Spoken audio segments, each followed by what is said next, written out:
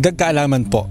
Nainggit rin ba kayo dun sa mga taong parang lahat naaalala nila? Para bang merong built-in camera sa kanilang mga utak? Ang tawag po sa kanila ay yung may mga photographic memory. Paano po nangyayari kaya yan? Panoorin po natin ito. Ang photographic memory o eidetic memory ay isang bihirang kakayahan kung saan kaya ng isang tao na maalala ang detalyado at vivid na imahe ng isang bagay kahit ilang sandali lang nila itong nakita. Pero bakit nangyayari to? Partly genetics ang sagot. Some people are naturally born with brains that process and store visual information more effectively kaysa sa karamihan. Parang supercomputer ang memory system nila. Interestingly, mas common ito sa mga bata.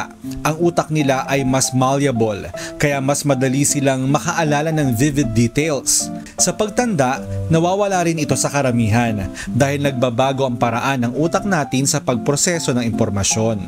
At reminder lang, hindi lahat ng good memory ay photographic.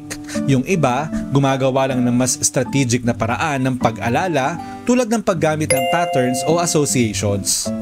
So hindi mo kailangan mainggit sa kanila. Kung wala kang photographic memory, meron naman mga paraan para matrain natin ang ating mga utak upang maging matalas pa rin at makaalala ng anumang mga bagay. Sana po may natutuhan kayo at laging tatandaan, mapalad po ang tao na nakakasumpo ng karunungan at ang tao na nagtatamo ng kaunawaan.